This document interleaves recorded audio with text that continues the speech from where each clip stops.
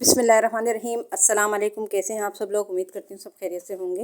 अल्लाह का शुक्र है मैं भी बिल्कुल ठीक ठाक हूँ। और आज तो खैर ट्यूसडे है और ये आज सुबह के नाश्ते की वीडियो है। आज मैंने चाय पराठा खाया था। वैसे मैं चाय पराठा अंडा मतलब खाती हूँ रोज़ाना। कभी मतलब ब्रेड भी खा लेते हैं, मगर मेरा फेवरेट जो नाश्ता है ना वो चाय और पराठा है। तो मैं यही खा रही हूँ आज। और 2-3 दिन के छोटे छोटे क्लिप्स हैं, क्योंकि आजकल दिन इतने छोटे हो गए हैं। मदरसे से आते आते बिल्कुल असर की अजान हो जाती है। असर की नमाज़ पढ़ने के बाद बस फिर कोई ना कोई या तो आ जाता है या फिर वही खाना पकाने की मसरूफियत। बच्चे घर में होते हैं छोटे, उनकी देखभाल में बिल्कुल मतलब टाइम गुजरने का पता ही नहीं चलता। और खाना पका क्या पकेगा ये एक सबसे बड़ी टेंशन है रोज़ाना की। रोज़ाना सोचना पड़ता है कि क्या पकेगा। अब मैं सोच रही हूँ कि एक मेन्यू कार्ड मतलब बनाऊँ।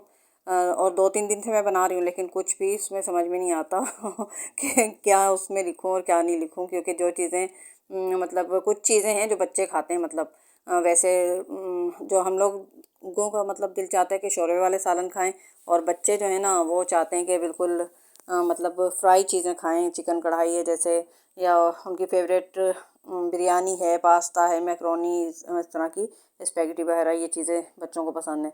तो अब रोज़ाना मतलब ये सूखी सूखी चीज़ें हमसे खाई नहीं जाती। ये और मेरा इनका और मेरा दिल चाहता है कि मतलब शोरबे वाले सालन हो। तो अब मैं सोच रही हूँ कि 2 सालन ही बनाया करूँगी, एक शोरबे वाला और एक फ्राई। और चावल भी बच्चों को बहुत पसंद है, तो राइस की भी 2-3 दिन की सेटिंग, 3-4 दिन की बल्कि सेटिंग रखनी पड़ेगी राइस की भी।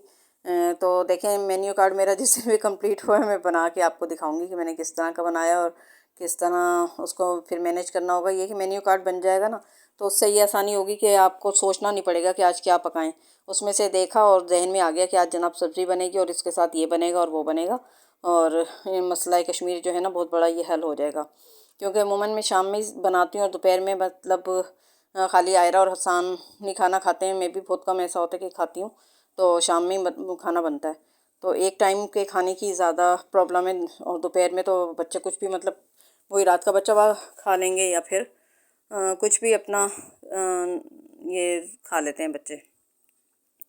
तो यहाँ पर मैं बना रही हूँ चिकन कढ़ाई और कोयला कढ़ाई बना रही हूँ। यहाँ पर मैंने हल्की सी प्याज को मतलब ब्राउन किया, उसके बाद मैंने लहसुन अदरक और चिकन डाल दिया उसके अंदर, और कढ़ाई का मसाला डाल दिए। मैं 10 तरह के मसाले इकट्ठे करके और ज़्यादा चतराइयाँ दिखाती नहीं हूँ कि भाई मैंने घर के मसाले से तैयार की, इसलिए मैं बाज़ार का भाई पैकेट के मसाले यूज़ कर लेती हूँ। और बस उसके बाद टमाटर मैंने काट के डाल दिए हैं उसके अंदर। और जब वो भी अच्छी तरह सॉफ्ट हो गए टमाटर, तो भुनाई करने के बाद बस ये हम कोयले का धुआं दे देंगे। और वो कोयला भी बेचारा ऑयल के अंदर खुद ही गिर गया वो उसने कहा आप जहमत ना करें, आप मुझ पे ऑयल डाल देंगे, मैं खुद ही ऑयल में गिर जाऊँगा तो जनाब ये उसके बाद फिर मैंने इसके ऊपर मोटी कटी हुई मतलब साबुत हरी मिर्चें और हरा धनिया और अदरक बारीक काट कर वो डाल दी थी। और फिर हम परसों गए थे अपने मामूज़ाद भाई के यहाँ। तो वहाँ पर भाभी ने ज़बरदस्ती रोक लिया हमें खाने के लिए। हालांकि मैं घर घर में खाना तैयार करके गई थी, वैसे मिलने के लिए गई थी उनसे। तो और आयरा हसन भी गए थे। तो उन्होंने ज़बरदस्ती, जब भी वो कभी भी खाने के बगैर आने ही नहीं देती हैं भाई। तो बहुत हमने बोला, लेकिन उन्होंने कहा नहीं, अब वो खाना तुम लोग कल खा लेना जो बना के आए हो ना, बस यहीं खाना खा के जाना। तो इतनी मोहब्बत से पेश आती हैं सच में। मैं तो मतलब शुरू में जब मेरी शादी होकर मैं यहाँ आई ना, तो भाभी थी यही हमारी, मुनव्वर नाम है उनका, मुनव्वर भाभी थी यहाँ पर। मेरे भाई वगैरह तो थे नहीं यहाँ पर। तो ये लोग बाद में मतलब यहाँ पर शिफ्ट हुए हैं पंजाब से। बाकी भाई सारे मेरे, सिर्फ एक बड़े वाले भाई थे यहाँ पर।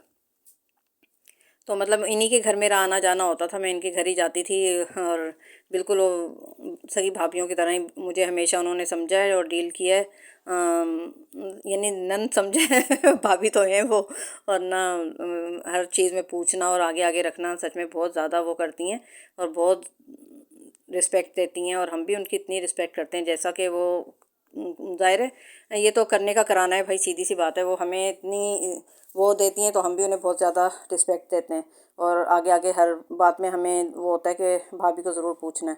तो उन्होंने फिर खाने के बगैर आने नहीं दिया था। और यहाँ पर जनाब खाना लग चुके हैं। मैं वीडियो बिल्कुल बनाना भूल गई। चावल कंप्लीट हुए, सालन का क्या हुआ और कब ये दस्तरखान लगा, ये बिल्कुल वीडियो बातों बातों में जब वहाँ जाते हैं ना सच में तो इतना मज़ा आता है। और हम लोग बिल्कुल बहुत सारी बातें करते हैं, तो वीडियो बनाना मैं बिल्कुल भूल गई। खाना हम तकरीबन ये खा चुके हैं।